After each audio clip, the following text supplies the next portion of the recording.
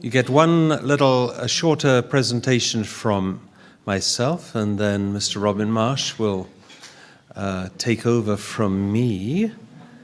And first of all, I don't know if this will attract you or drive you away, but may I sing you a song? Yes. Yes. Woo! You're singing. I kind of like this little song. Shh, shh, shh, shh. Quiet in the audience, please. This little song is called Going Back. If anybody remembers Dusty Springfield from the 60s, or it's a Jerry Goffin, Carole King song. It's a very, very lovely song. I like the words of the song. It's about restoration. It's about wanting to resolve things and bring your kind of innocence that you enjoyed as a child, bring it into your adult life. It's a very unusual topic for a song. It goes like this. I'll show you the words so you can catch them. I think I'm going back to the things I learned so well in my youth. I think I'm returning to those days when I was young enough to know the truth. Now there are no games to only pass the time. No more coloring books, no Christmas bells to chime. But thinking young and growing older is no sin, and I can play the game of life to win. I can recall the time when I wasn't afraid to reach out to a friend. And now I think I've got a lot more than a skipping rope to lend. Now there's more to do than watch my sailboat glide. And every day can be my magic carpet ride. And I can play hide and seek with my fears and live my days instead of counting my years. Let everyone debate the true reality. I'd rather see the world the way it used to be. A little bit of freedom's all we lack. So catch me if you can, I'm going back.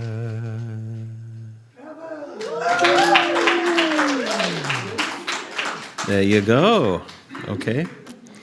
A little bonus. A little bonus for you.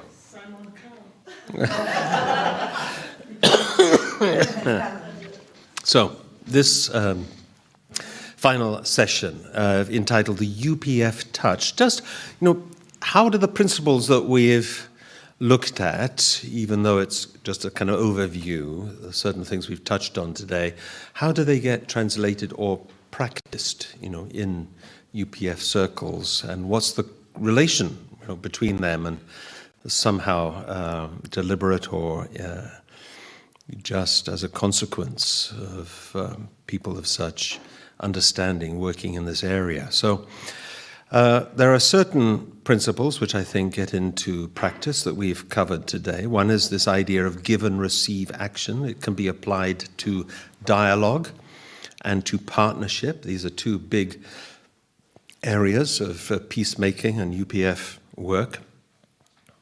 There's a principle of sacrifice and service, which we talked about. This can be applied, again, to reconciliation and some of the projects that we've talked about. I mentioned Bridge of Peace, but there are other things which are done, including youth projects to rebuild various places and help community harmony and cohesion. And there's also this idea of the heart of God, or the heart of a parent, to bring new levels of working unity in that way. So I was asked once, what is unique about UPF approach?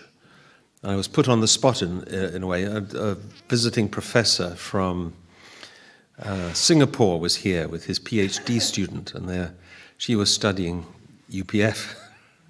So they came here and they asked me that question, what is unique? But then it dawned on me at that very moment of being asked. It's that word which we had just towards the end of the last session, parentism. It's taking a kind of parental standpoint or viewpoint in many situations, right? So not taking one side or the other, but like a parent wants to see harmony and unity between, brothers, even if brothers have some difficulty between them, right? So that explains why we have a way to bring people together from different political views, different, historically enemy nations or religious traditions, and working in that area. So anyway, loving one's enemy is another principle, and that involves even loving the unlovable, or the very difficult to love. And these ideas and more come from not only the teaching, but the life of the founder of Father Sun Myung Moon. This is his little book of life lessons, if you've come across this, as a peace-loving global citizen. Has anybody here read that? I have. Ah, you have. 2 people have. I've read it. I really encourage you. If you want a copy, we can make sure you get a copy, right? They're small, pocket-sized, right? So, and it's very easy reading. Responds very well to reading in a group as well, because lovely, contained. Yes, 8th of March, Margaret. Make sure copies. We can get some copies, right? Good. It's being noted there right now. So Father Moon came across this kind of calling, and had this calling or commission from Jesus when he was 15 years old. His family had converted to Presbyterianism around when he was 11 years old or so not long before. But he was praying on a hillside behind his house on a Easter morning all night. It's not usual behavior for a 15-year-old, right? But he prayed, and Jesus appeared to him in a very real way and spoke with him. First of many encounters, also with other religious figures from history. And told him he had a very special mission, and it involved really bringing about world peace, and it would involve many challenges. So initially he said, no, I can't do that. How can you expect me to do that? But at the 3rd time of asking, he said, yes, I have to say yes. So then he devoted himself really to this work, to putting this teaching together and discovering many insights, and that combination of revelation and reason that I talked about. And as he began his ministry in his early life, then he faced a lot of opposition. And in his life as a whole, 6 times unjust imprisonment. And sometimes quite difficult experiences. This was when going to North Korea, the capital Pyongyang in the north, just before the time of the division of North and South Korea. There was also a lot of communist infiltration and taking over. They were running prison camps, forced labor camps, and he was sentenced by a kind of false court to causing disturbance in society. What he has been doing is like I'm doing, teaching a workshop like this. Right? But he was sentenced to what turned out to be 2 years and 8 months in a North Korean prison camp, where, as it says here, they had 10-man teams, had to load 700 bags in an 8-hour working day of this caustic fertilizer and put it into rough sacks. And supper was a handful of boiled grain, salty soup, He said people even died while eating, and if they did, others would rush across and take food from their mouths. It was that kind of desperate situation. People were sent there with an expectation to die within 6 months, but he survived much longer through his spiritual discipline and through his mind. He said, I have to survive this. When he was eventually free, he made a long journey south with many other refugees, and he arrived at Busan, which is now still a major port on the south of Korea.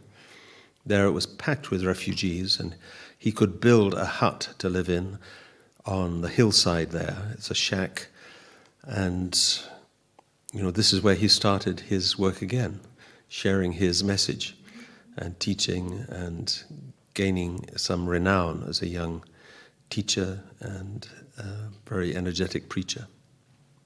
Anyway, I'm not going to go into all Father Moon's story. It's a lecture in itself.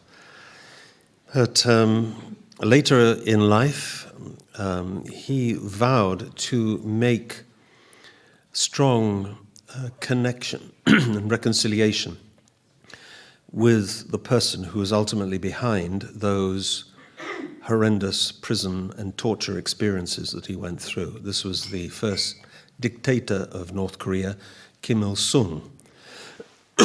This is the man. Excuse me. 1991,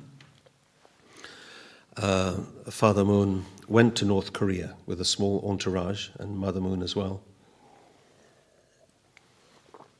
They were really out of communication when they were there, because this is all before the days of mobile phones and things, right?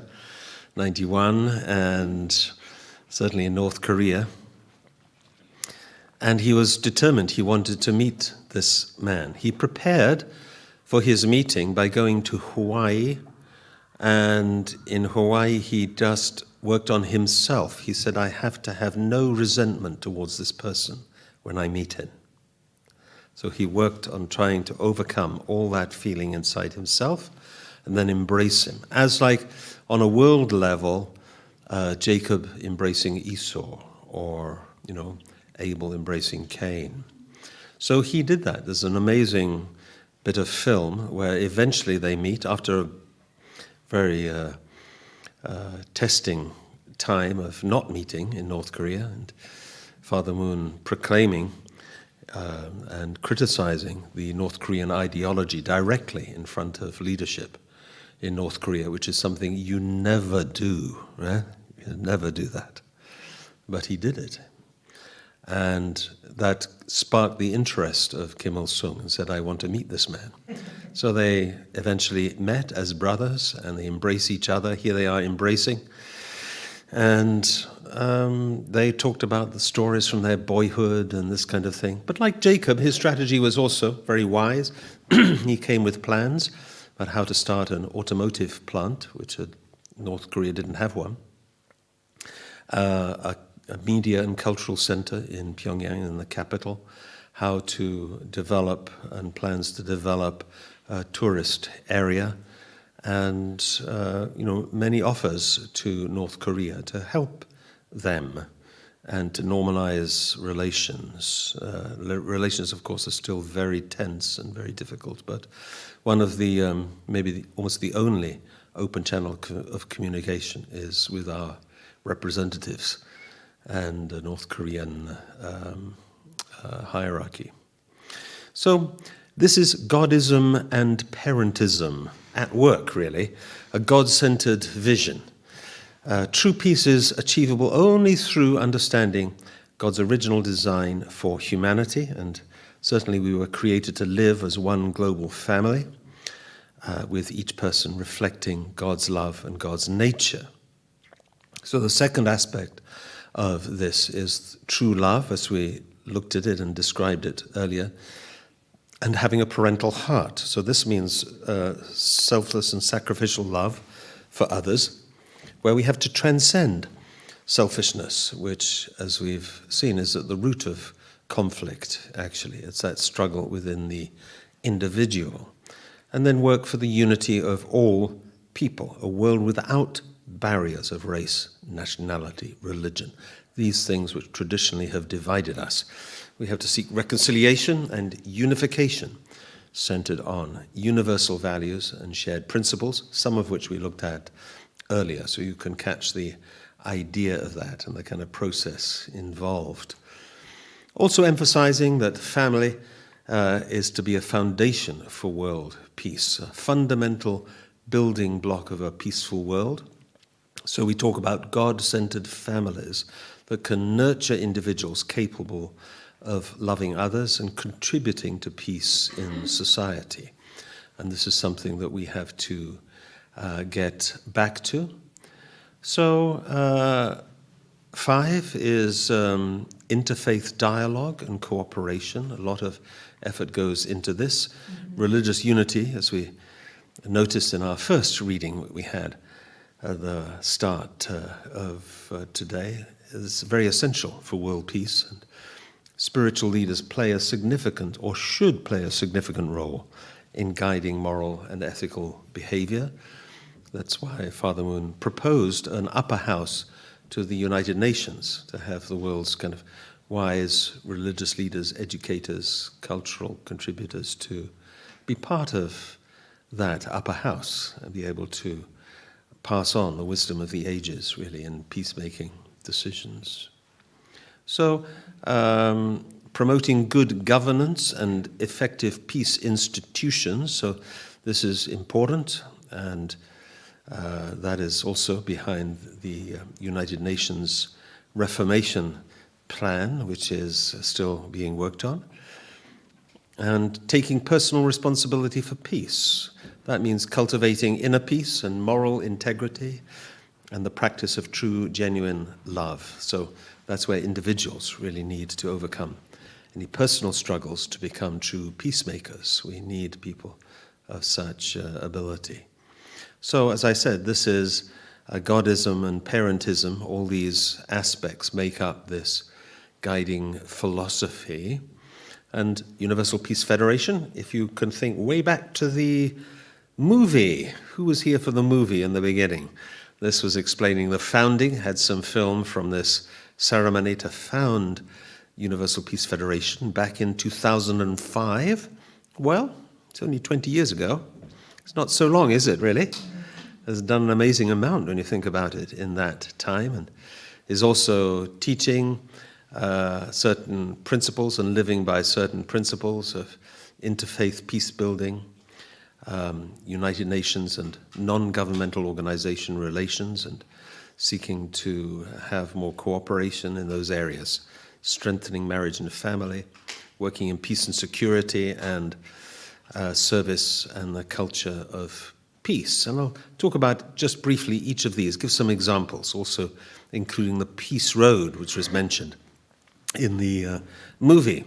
So in interfaith peace building, then an example of a program which was running very successfully for a time. Unfortunately, things have slipped back in that region, but in the Middle East, taking large kind of groups of international and interreligious guests and visitors to, in this case, this is Jerusalem near the Wailing Wall, to be a presence for peace and to hear all sides of the ongoing difficulty and conflict which is there, and to meet and talk with ordinary people as well. So that was a series of pilgrimages which were very successful and contributed to peace in that particular time.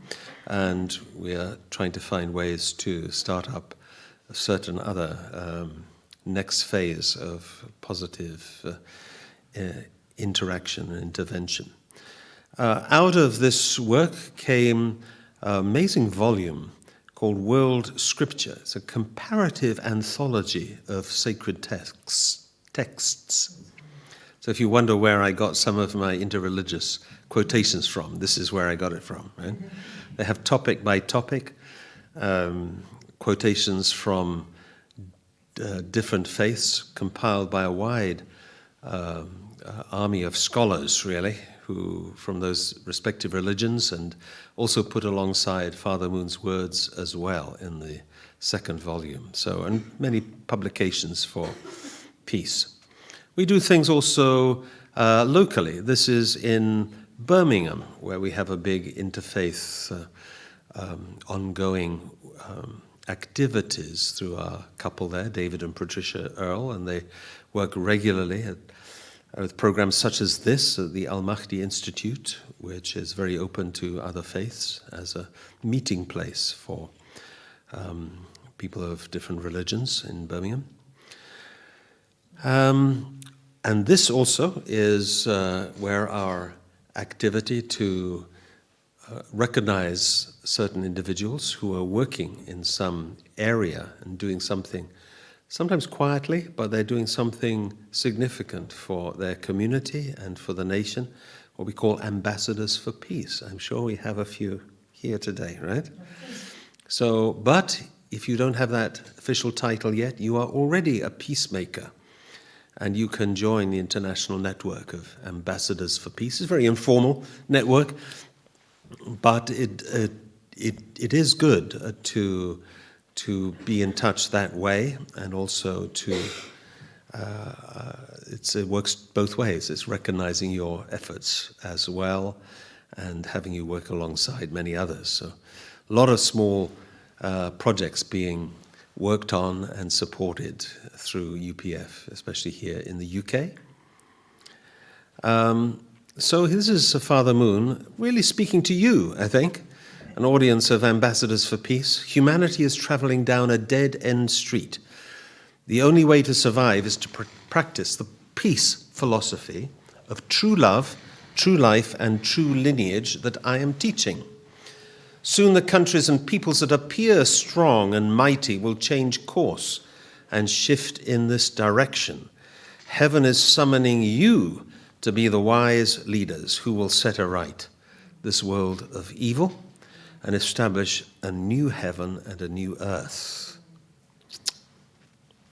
Wow, powerful commission to all of us. In the second area, we have the idea of the United Nations and NGO relations, and that is this proposed Interfaith Council, which was first launched in 2000. We have an office at the United Nations, and it's a formal proposal came from the Philippine government, and that has been picked up by many other signatories. So it's a matter of time. I think making changes at the UN is a very slow process. Can you imagine? But nevertheless, it will need reform to become more effective and to be able to carry out its future work. So this is one area. A third area, as we've mentioned, is actually putting those ideas about marriage and family into practice. So strengthening marriage and family, working with young people with their marriage preparation, and supporting people in marriage through various alumni associations of what we call the blessing, or the marriage blessing, which Father and Mother Moon gave as a central part of their work or their ministry. And started something called Family Day in partnership with the United Nations Office of the Family, to have one day set aside in the calendar to be a family day. That's a nice idea. We don't have that at the moment, do we? No. Right?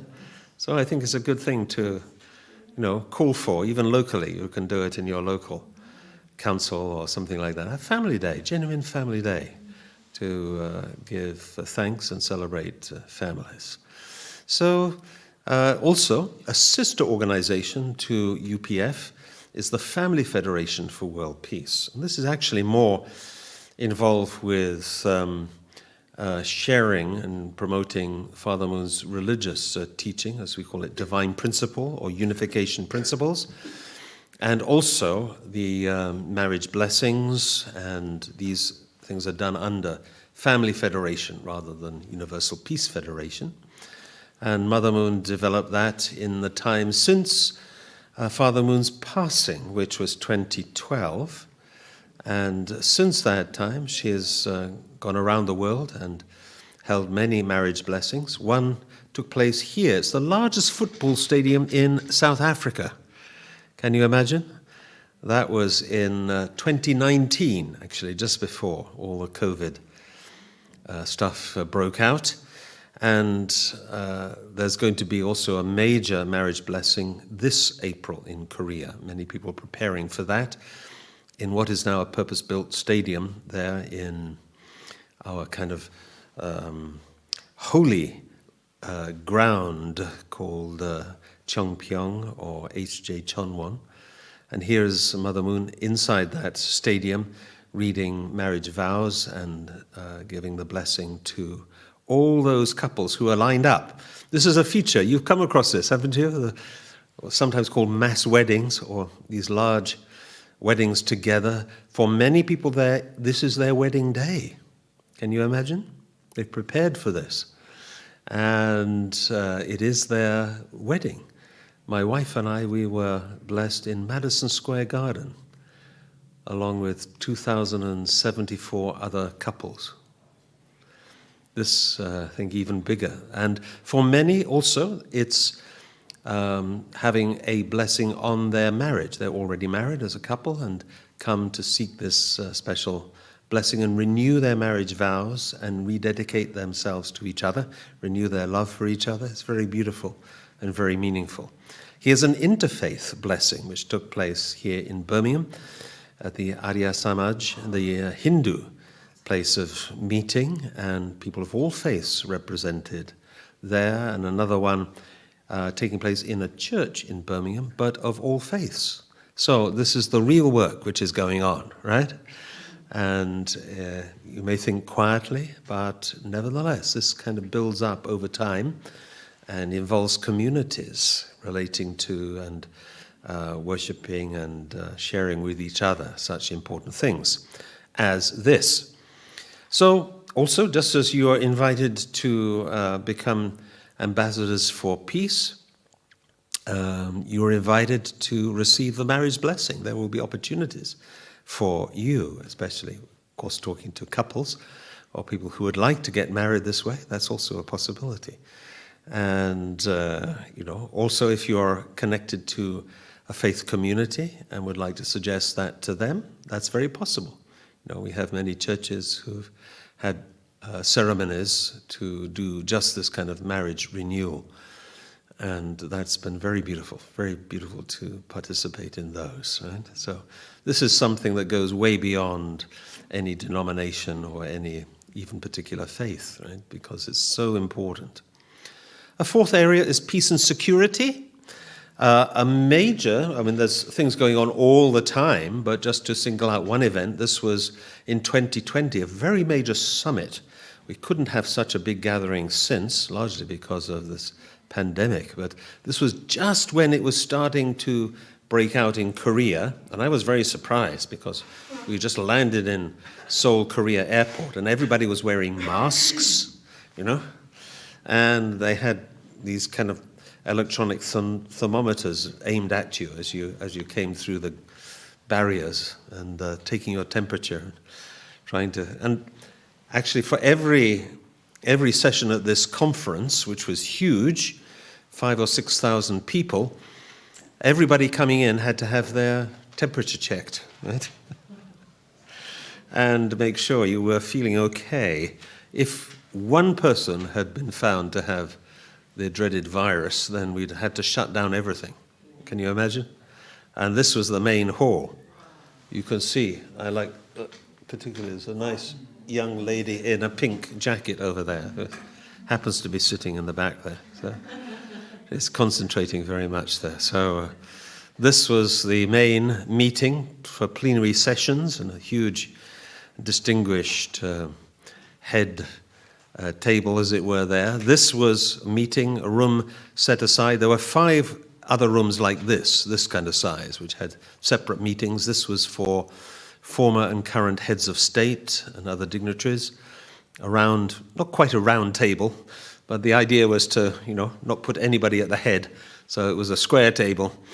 But they had meetings around there. And here's Mother Moon. On her right, you'll see on the left in the picture, Ban Ki-moon, the former Secretary General of the United Nations, and you also saw him speak in the movie, if you caught that earlier. And on the other side is Hun Sen, who was then Prime Minister of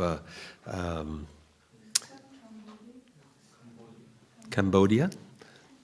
So a person of kind of quite left-wing background. So interesting, this is bringing people, like I said, together from different backgrounds or different allegiances, political viewpoints, this kind of thing. Because in the end, peace is sought by everybody, and we need to make these kind of bridges. And we have a unique platform to do that. You'll see there Newt Gingrich, who's a former Speaker of the House of Representatives in America, and some other dignitaries there as well. So locally, I say locally in terms of Europe, we have a UPF Balkan initiative, which is an ongoing series of conferences, quite advanced in their nature, regular meetings for current and former heads of state in that region. As you know, it suffered a lot after the collapse of communism, a lot of rise of nationalism and other feelings which were under wraps until then. But they are making good unity and good progress in this region, and UPF is certainly very much trusted and part of that process. So that is an interesting ongoing series. Mother Moon also started the Sunhak Peace Prize, which is recognizing those who are doing significant work in this peacemaking area or environmental area, different things that UPF touches on. And they would receive some recognition, but also some prize for their foundation, quite substantial monetary prize, along the lines of the Nobel Peace Prizes, right? This kind of thing. So this is every 2 years, and there will be another such award this coming April. There you say Jose Manuel Barroso, former President of the European Commission right there, and a former Prime Minister of Portugal, and he's taking a lead in one of our think tanks for unity on the peninsula of Korea. Again, within our region, we have such events here.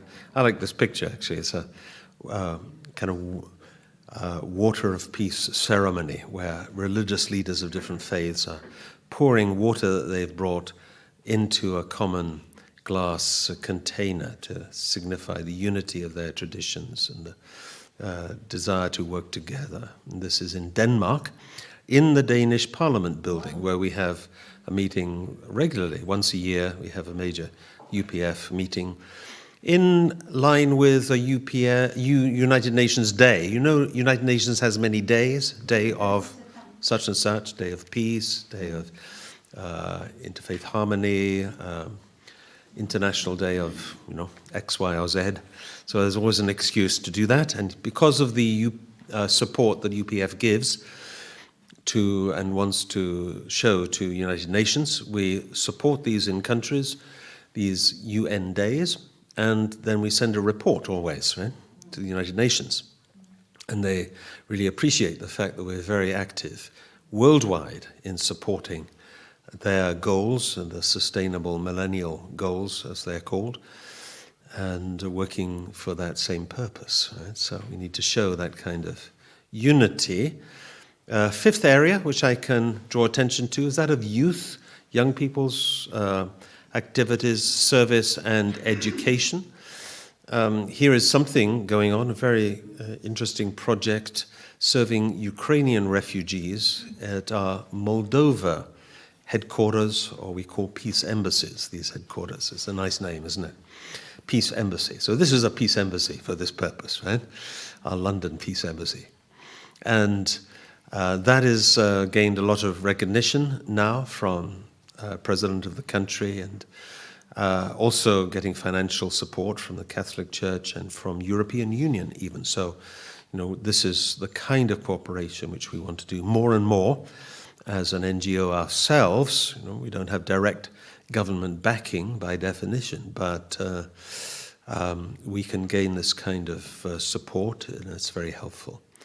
Part of this ongoing initiative is character education, and that has been taking place. I think Robin might mention something about the work we're doing from here in conjunction with Nigeria. That started out with character education school books, which were used in Russia, in China, Palestine. Now it's been translated into Arabic, and it provides good, solid, moral character education, not allied to any one particular faith. So it doesn't have that kind of agenda, but it's for the benefit of raising a new generation of peacemakers and people with the mind and heart to love their brothers and sisters anywhere in the world. I think it's a very beautiful idea, and part of our job was and is to train the teachers for this. So not only providing the materials, but training the teachers to bring this into schools. I think we would do well to have something like that in this country, actually. And there's always a little bit of an empty hole in many schools where it comes to the compulsory element of religious or social education, and this would be very beneficial. And it shows also a lot of the things that we've been talking about today in those kind of general terms, right? It's speaking that same language. Finally, we have something called the Peace Road, and again, you caught a little glimpse of that in the movie, if you remember that.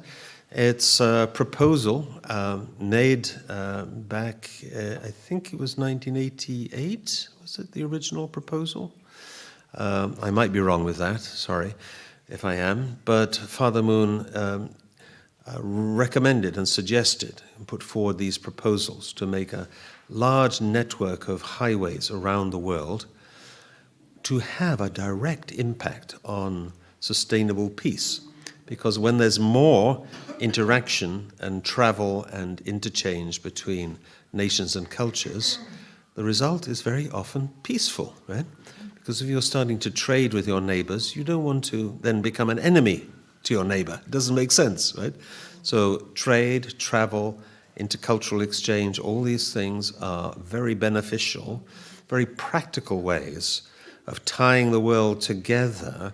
And there are two key points there you'll see. One is the Bering Strait crossing, which joins the vast continents of Asia and the Americas together. That is through a bridge and tunnel. And also Japan and Korea, the two Koreas, joined together through undersea tunnel. So these are undergoing, development and advanced planning, really, how to build these and how to take care of those additional aspects of infrastructure. Of course, for that to be realized, it takes cooperation between nations, almost forces nations to cooperate with each other, right? So it has that kind of scheme behind it, and those are the challenges, of course, and also vast amounts of money are required for this level of infrastructure. But in his original plan, it was very visionary. It talked about like this road being in a mile-wide corridor. And in that corridor, you wouldn't need visas or passports, right? This kind of idea. So actually linking the world together in that kind of way.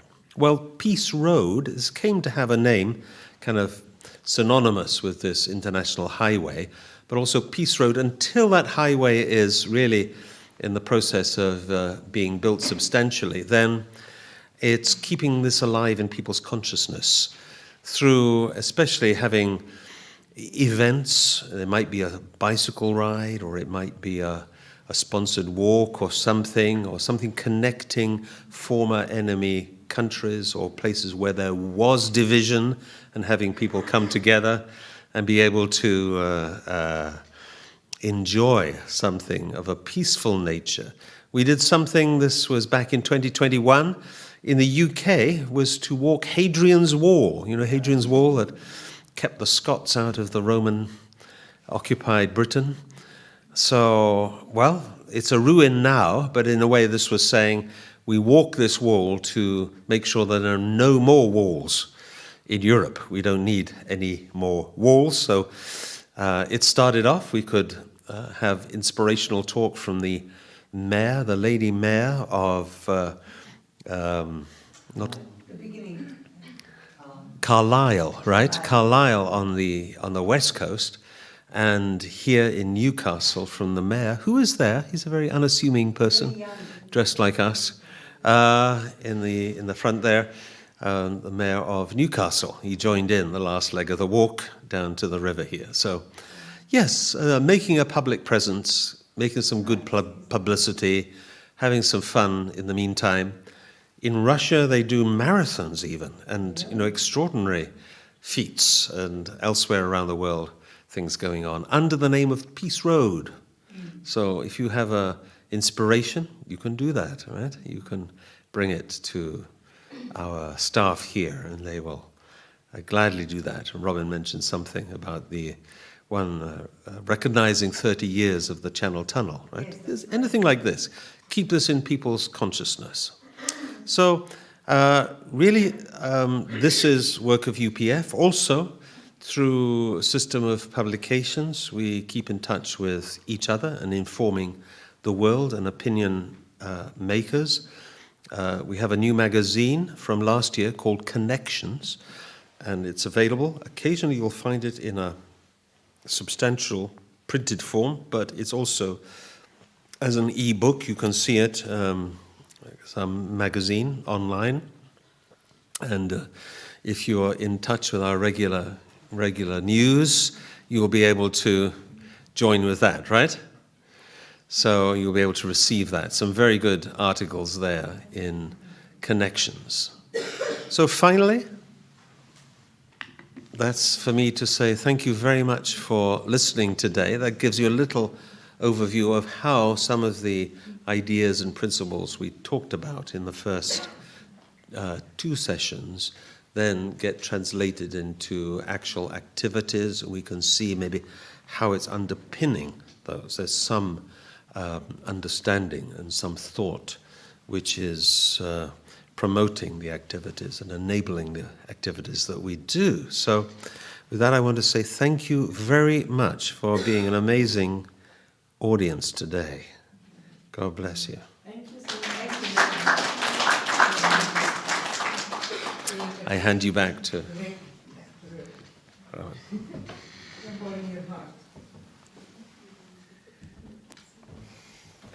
So let's give David a warm round of applause. Yeah. Thank you.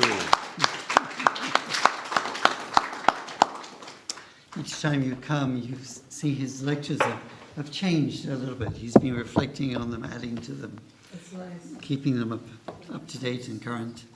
Oh, thanks.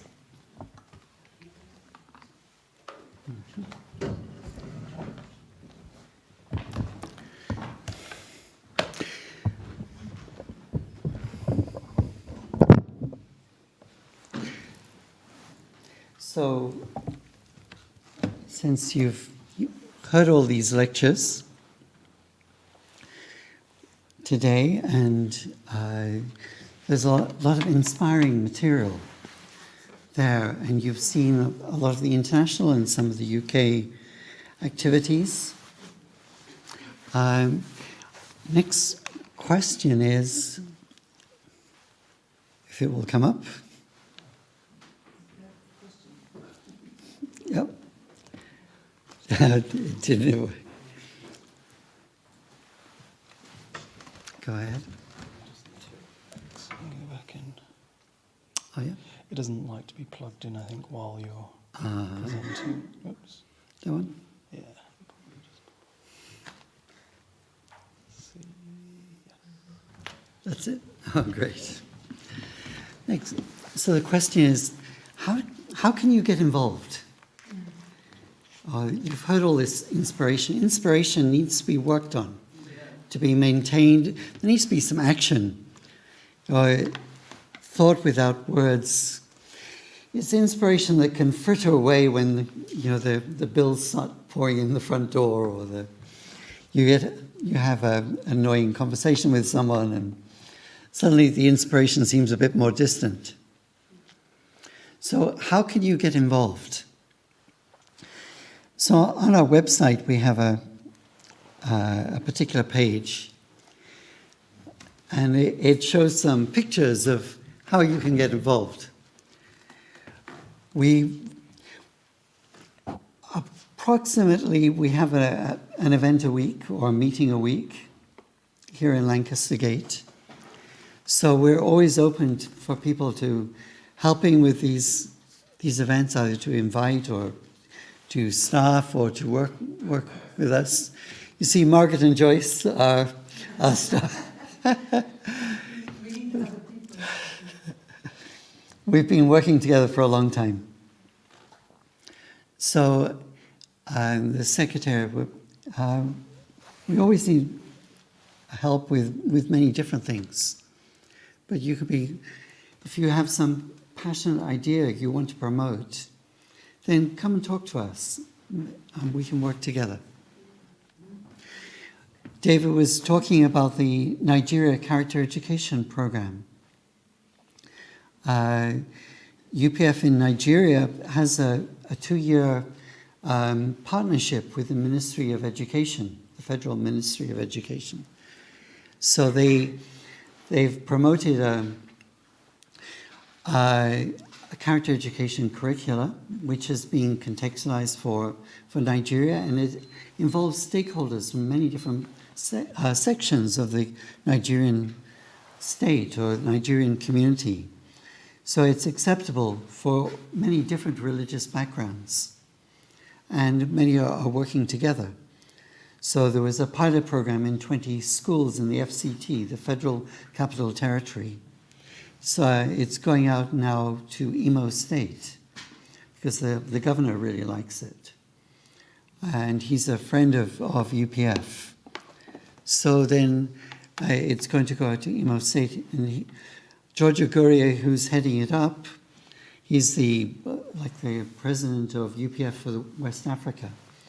He said there are 2 more states behind them, behind Imo State. So we had the Minister of Trade and Investment come here a couple of years back. During one dinner, he stood up here and he also learned about this. We met many other people from Nigeria to get them involved, to get them to know more. But George sometimes calls us and says, look, I need to do a training program. I need to train the trainers. I need to do it next week.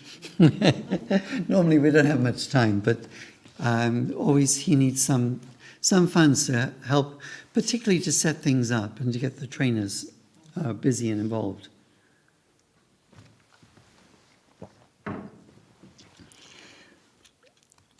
Another project we've been doing, this one. So I think I've been covering this. We have different associations. We showed a picture of the associations. That'll come up later. Running events, becoming an intern. We've had some interns work in our office, and Nafisa was working in our office as well. You did a great job there.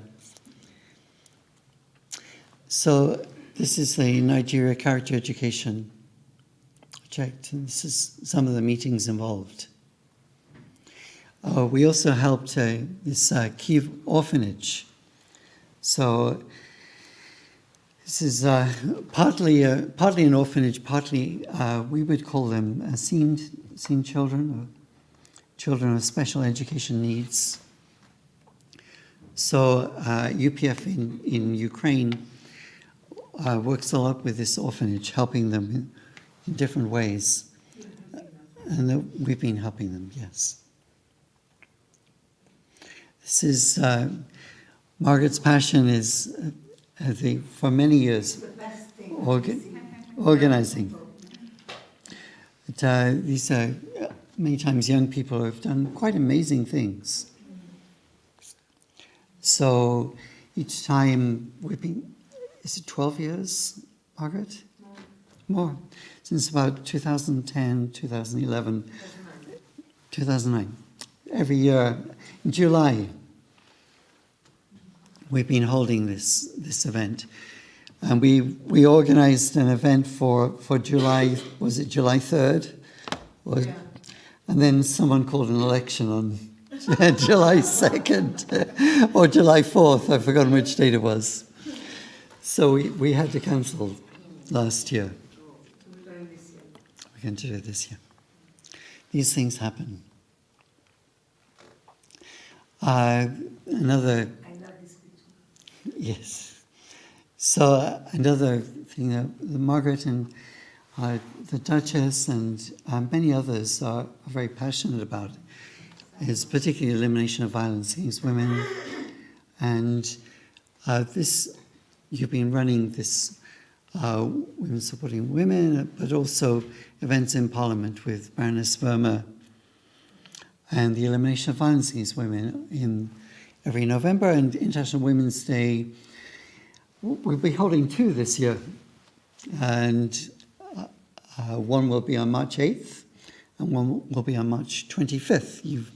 You've got March 25th booked, Margaret. Yes, you asked me for it. You lobbied me for it. I sacrificed another event for it.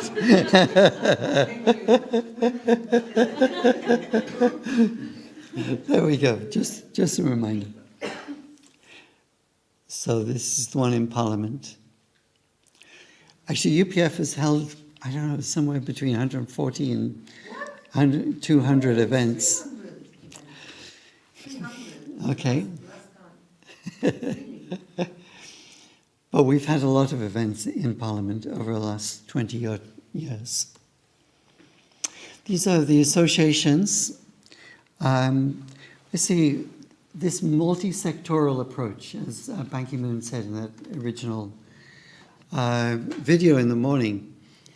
This idea of UPF of working different sections of society to build peace. I mentioned it before in the beginning, for those of you there, but this idea that it's often a politician who signs, it's often the head of state, or it's the prime minister who will sign a peace treaty. But once you've created peace, there's a euphoria, but the hurt, the trauma is still there. How do you substantialize, make it sustainable? How do you make it endure? So if someone gets really angry and does something very aggressive to the other side, how do you take care of that? There needs to be multiple areas of reconciliation. Religious leaders, needs to be civil society leaders, women, youth, academicians, business people. All of these areas need to work. So we've been doing a lot of work. I think Nepal was one of the areas we did a lot of work, but also the Korean Peninsula. There are many plans how we could bring peace on the Korean Peninsula. And Father Moon wanted to invest a lot. In the end, the politics became too difficult, but we built a car assembly plant. We did a lot of other things as well for North Korea before sanctions came down in a very heavy way. We had to stop. But there has to be multiple efforts for this multi-sectoral approach towards peace. And these associations are one way of doing that, is building a foundation in each of these areas. You hear IAED people, the Konstantinos Kapellas is leading this business area here in the UK, but the international person, I think it's James Banner. I'm not sure I've got the name correct, but he talks a lot about what an amazing opportunity to invest in North Korea. It wants its peace. Said there can be amazing development. So this multi-sectoral approach is really, really great. these are some of the activities we've had with these associations. This is the media approach. There's also social media is another area we've been developing, and we always need help. Social media is great because you can always like something. You can connect with us on Facebook. We have one person working on Facebook.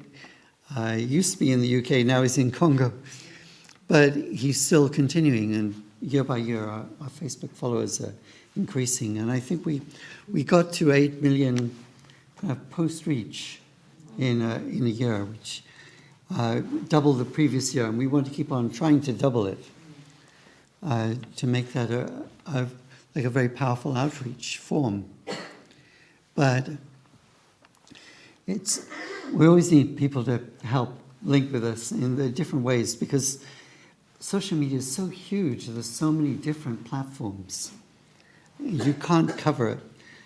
You can't cover it without a lot of help and support. Another area, if you'd like to become a monthly donor, you're welcome.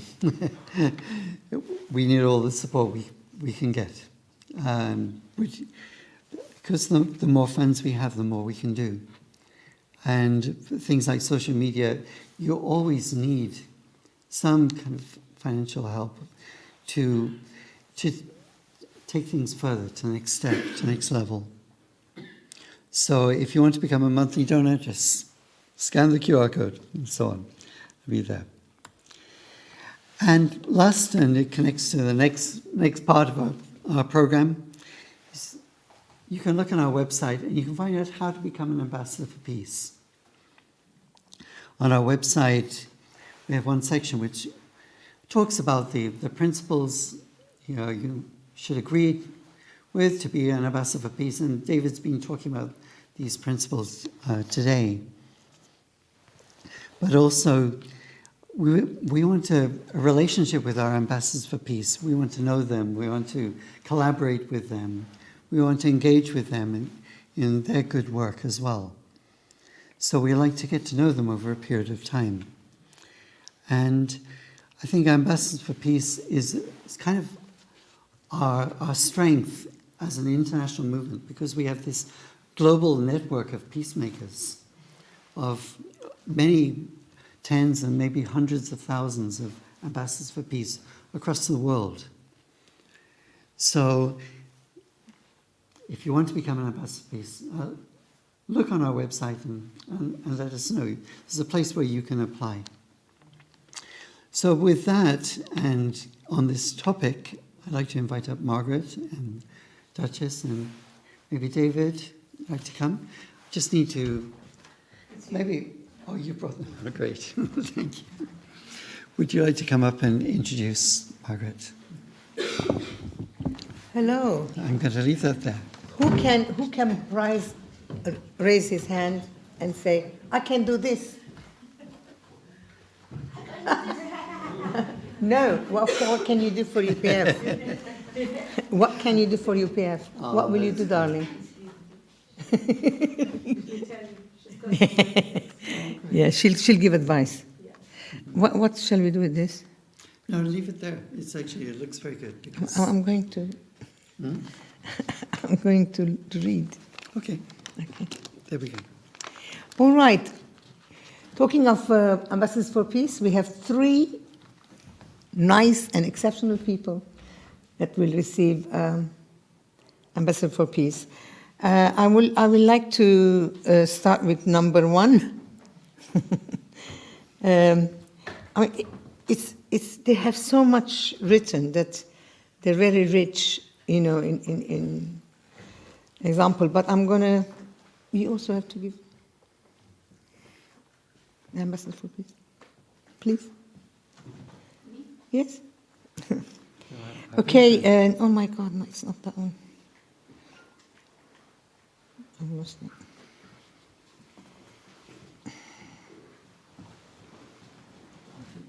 Oh, it was just where I put it. It's not here now.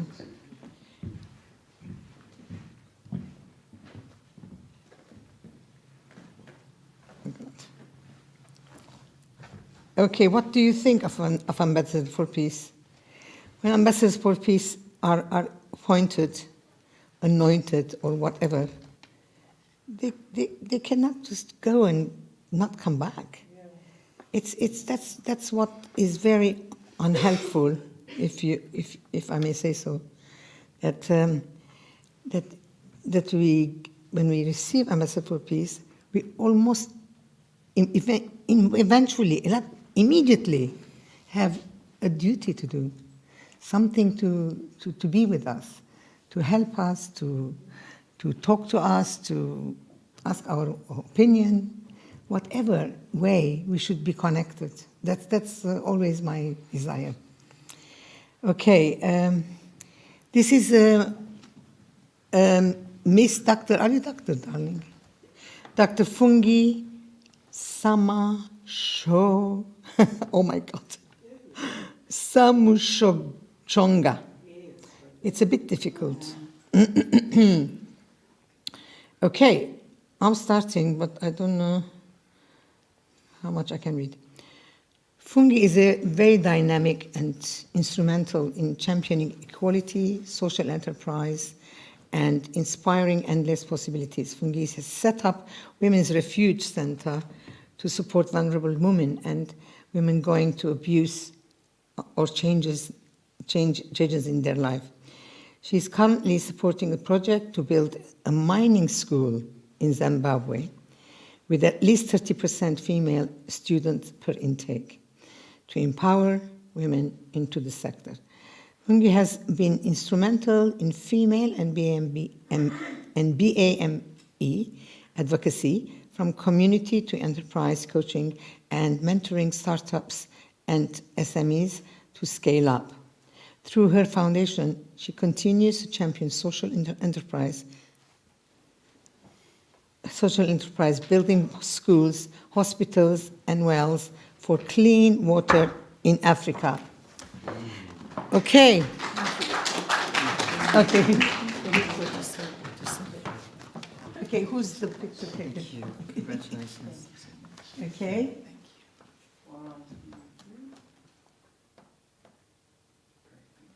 Thank you. Congratulations. She's a great lady. Sorry, Margaret, would you read that into what the word is? Nice to know. Oh, if somebody else can do it. Because my eyes are not so good. No. We are going to read what the thingy says. Citation. Citation. So, Universal Peace Federation. Here. Okay, I'm sorry. I should be aware. Universal Peace Federation acknowledges as ambassadors for peace those individuals whose lives exemplify the ideal of living for the sake of others, and who dedicate themselves to practices which promote universal moral values, strong family life, interreligious cooperation, international harmony, renewal of the United Nations, a responsible public media, and the establishment of a culture of peace. Transcending racial, national, religious barriers, Ambassadors for Peace contribute to the fulfillment of the hope of all ages, a unified world of peace. Amen. Wherein the spiritual and material dimensions of life are harmonized. Thank you. Wonderful. Thank you so much. Thank you. Short, it's very short. Thank you so much. I'm very honored and very grateful to be here and standing before you today. And it's with great humility that I accept this prestigious award. Thank you so much. You know, before she's become Ambassador for Peace, she started helping us. And it is, I feel Outgoing. privileged to be recognized in this way. And I want to express my sincere gratitude to Director Margaret, Secretary General, the UPF team, the family, And we're looking everybody. forward That's for your program starting on 13th of February. Yes, I'm looking forward to doing that as well, and collaborating to make the world a better place and impacting and changing the world. So I'm pretty much excited to be here, and I'm very much honored. I'm full of gratitude. Thank you. so much. Thank you. My second person, from Yorkshire, coming from Yorkshire. My second lady, they're all ladies, is Amina Art Ansari, because the middle name is Art, because she's some amazing artist.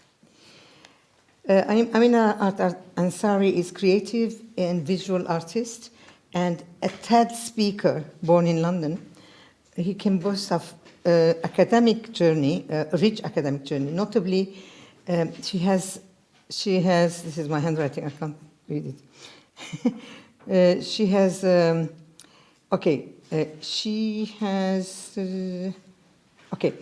actually rendered beautiful portraits to high-ranking people. One of the best being Queen and what is this? Elizabeth II, and it's already good. And also the thing of Duke of Edinburgh, which is hanging in gracing the walls of illustrious Windsor Castle.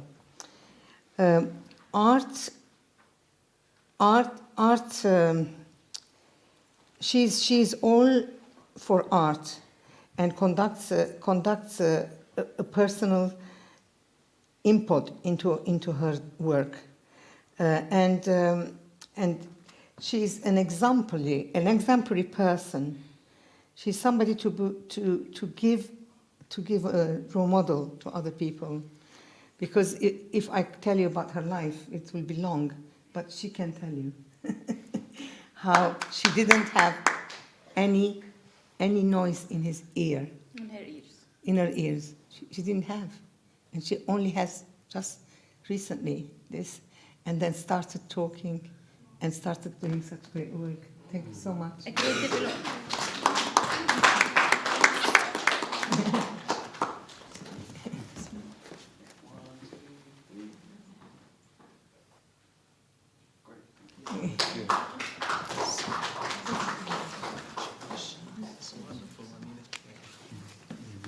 You want to say a few words? I'd like to make a speech. Thank you, of course. Wow. Wow. I could say 100 times wow again. So, yes, I cannot hear this bad, and I'm here for the first time. And without sounds, I was changing people's lives in Leicester with refugees, and then because of that, I survived in the East for 11 years. I like to work with poor people in Leicestershire, and people don't speak English at all. I'm not a woman of language, but I'm a woman of peace and communication and eye contact. And I would like to thank my grandmother, my mother. I'm nothing without them. And thank you so much, Margaret, and Robin, and Destiny, and Dr. Hanna. I love you. This is a day I will always remember. Thank you. Yeah, she's champion. You know, without speaking, she's speaking just recently. She's got a TED talk. It's amazing. Well, come three of you together. Okay, then I will start very soon.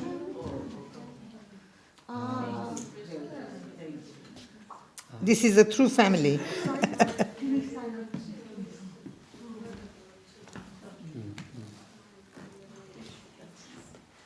Thank you so much. Give me your hand, darling. Thank you, Shukriya. Shukriya. Come next to Mama. Mama and Nana. That means a lot. Thank you so much. अम्मी इसको पकड़ लीजिए Two, you go together. अम्मी इसको पकड़ ले Hold it. Proud Mama and Grandma. And amazing. I think I'm so grateful. UPF is doing an extremely good job, and we've been affiliated for a very long time. Robin, thank you so much. Duchess, thank you so much, Doctor. And I think I was one of the first ones to receive the award. and I feel absolutely privileged to hold it. Thank you. And Mom would like to volunteer. If anybody wants to, if anybody wants to learn some crochet. Oh, that's wonderful.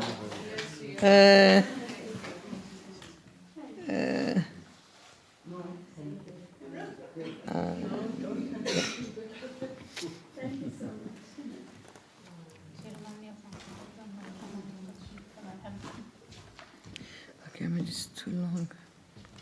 Okay, my last beautiful young lady is Arya. Please come soon. Arya is a member of Amnesty Watford. She continues to contribute to different campaigns and events, how to fight injustice and support people whose human rights are under threat. Also, as a member of UN, she participates in other events of UK women campaigning alongside other non-governmental organizations. Where's the other one? Where's the other one? Is this one? I think the beginning was not right. Okay, she's an advocate of London residents at Paywent Association and gives advice and provides her clients with housing, welfare, benefit, translations, and employment services, including their right to work checks. She helps domestic abuse survivors receive appropriate care and support and coordinate with all the relevant authorities on management and progression of the regulatory investigations. And she appeals on behalf of the clients against the decision of the governmental organs in relation to their entitlement to housing, welfare, and benefits. And she also supports children and families to receive basic essentials of life, like shelter, clothing, food, and etc.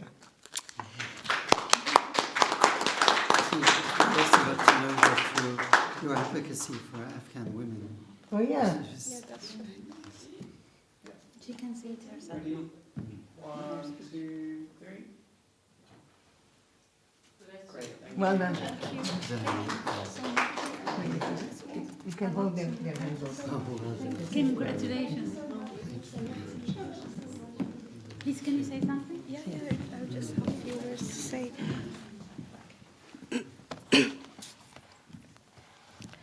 So, hi everyone. I hope you all enjoyed today's event as much as I did. I'm deeply honored to be awarded the title of Peace Ambassador by Universal Peace Federation. This is a recognition of my commitment to UPF principles and their amazing goal of advancing peace and fostering sustainable development by standing on a common ground of moral principles and cooperating beyond boundaries of race, nationality, and religion. For the past years, I've dedicated my time to empower residents of London overcome their advocacy-related matters. I've been supporting those whose human rights are under threat and been contributing to making awareness about women's rights and gender-based inequality in the UK and worldwide. Thanks to UPF and everyone who supported this mission, I'm excited to continue working towards a world where everyone receives the support they need. Thank you. Thank you. No, she can help us also. Yeah, of course. We can have the people who are. You can come on the 13th. Yeah, of course. To the women's meeting. Yeah. Yeah. Thank you very much. Thank you so much. Thank you, everyone. Congratulations. And I still am waiting for people who want to do something. Okay. Right? Okay. So, What else? Our final thing today is, would anyone like to share their inspiration from the day? Oh, yeah. I was asking. Please. Okay, Caroline. Caroline, okay. After Caroline, you.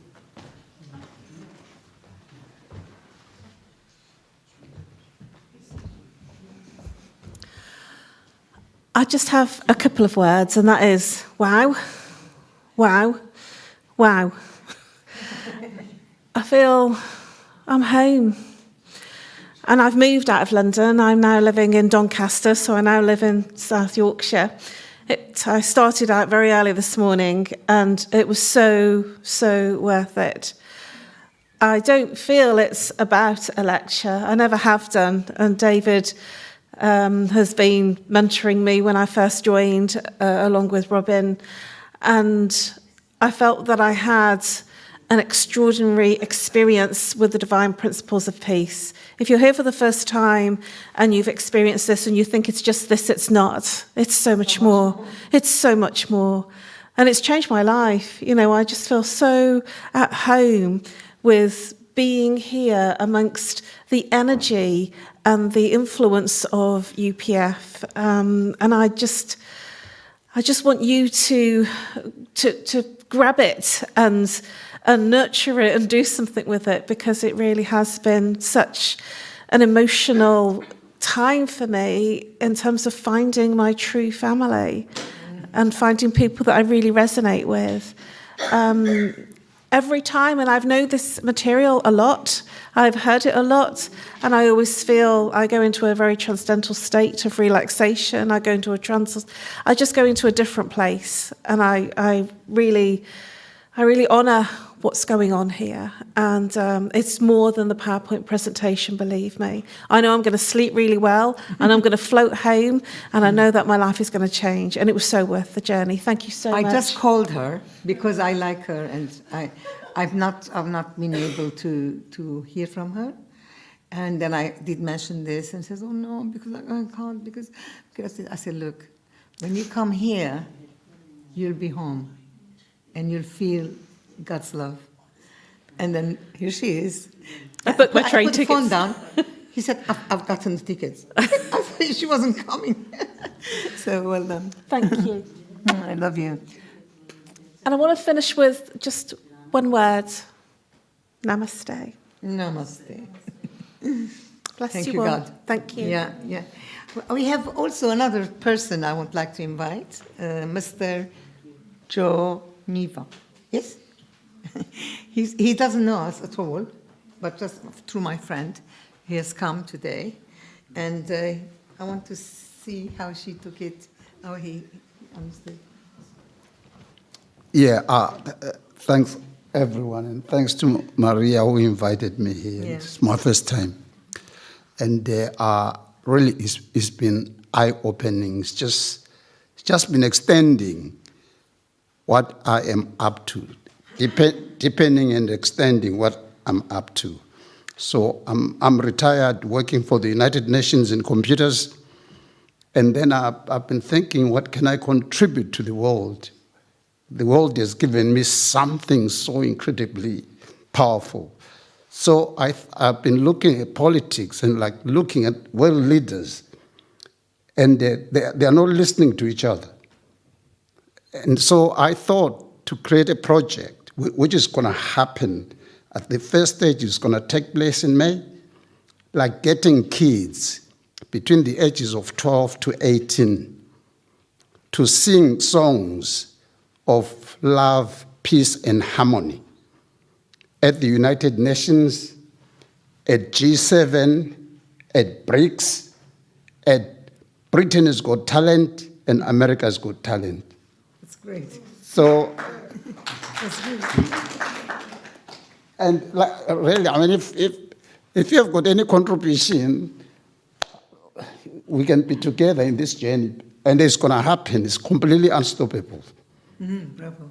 But if anyone is interested in being part of this journey, basically what we're doing is we're going to flood and get kids in Starmer's house, in Putin's house, in Chinese president's house, all the leaders, their kids and their grandkids, be singing songs of love, peace, and harmony. Oh. They will listen.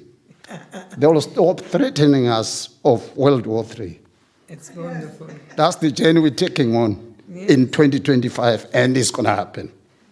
Thank you very much. But please, anybody who has talents or think people, you could go to him. But I've got the third one already. But you want also? Yes. It's also her first time. My Fungi. An amazing person. Once we met, he also started to help us already. And much more is coming, isn't it? Absolutely, yes. What a great day today.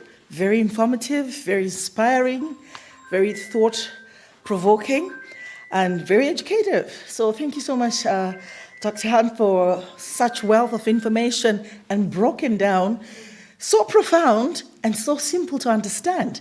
And I was just chuckling to myself, writing my notes, and I've learned quite a lot today. And I just feel that if this message, we take it out, and I was saying to him, can we have more? Yes. And I believe that I can connect a whole lot more people that could use that information, because it was brought in a good sense, inclusion, but with depth and very educative.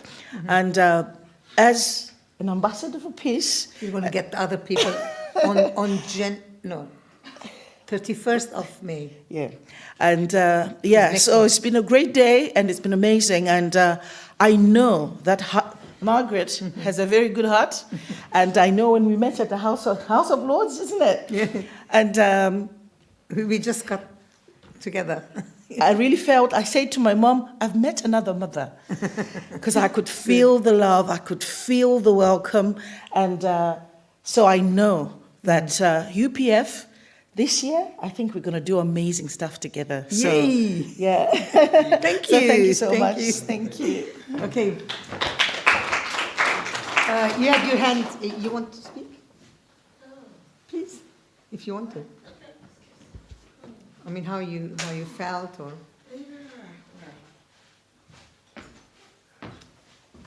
So hi everyone. I'm Stella. This is not my first. Was it last 2 weeks? When was it again? Right. As you said, when someone come here, you feel at home. You feel as if okay. Yeah, there is this, when they come here, you feel at home. I think is, what can I say? It just clicked. So it's my adopted home for the day. However, how do I know this? I had a friend called Thelma. Yeah. You know Thelma? We're in Rotary Club together. And there was a time when I did a presentation about, what I do.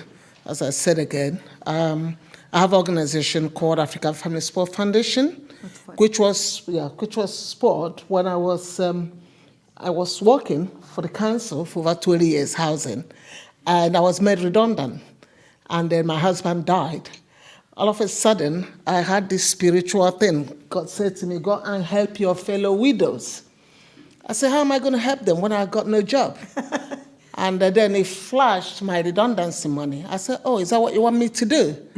Right, then I had to ask people I know in Nigeria. I said, go to all the states, the 10 states, 9 states you're staying in, raise 10 widows and needies. I want to start them up on a small-scale business. Wow. So they raised them all, and I sent some money for my redundancy money, and they set them all up. Some of them were hawkers, some of them, no. Then within a couple of years, that rose to them having shops. From being a hawker to now having a shop. Bravo. So that's how African Family Support Foundation was formed. And when we talk about peace, from what you're saying here today, you can see that brings peace starts from you, if you transfer it to home, and from there, I expanded more by giving few people scholarships as well. Like, we're talking about education. Back home, you talked about Imo State. That's where I'm from, actually.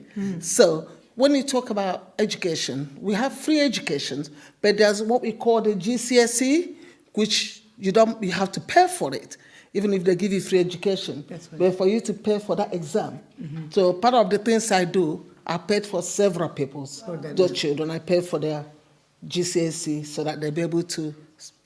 So You're very good. Fewer pieces. So what I'm saying is, this UPF, I would say I'm like micro. It's just tailor-made. When I see what you do, you know, I sort of mirrored With you. with me. All right. I said thank you so much for setting this up.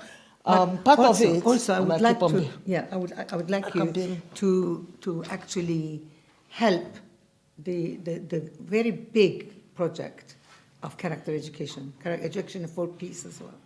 So therefore, if you I can introduce you for seeing my colleague in Nigeria. Yeah, when you go. but not only that, even here as well. Yeah, we do sure. work with social services. We help with the vulnerable children as well. Okay? All right. Bravo. Thank you so much, everyone. Okay. Is that all? Is anybody want to say anything? A group picture, but you want to say a few words? What? Yalla, group picture. Yalla. Yalla. Come on, everybody. Thank you very much, everyone. Let's gather up here for a group picture. What shall we do with this? I'm going to take it off, but I just wanted to take care of David's things. Oh, I see. It's very clever. He's got very tight. Yeah.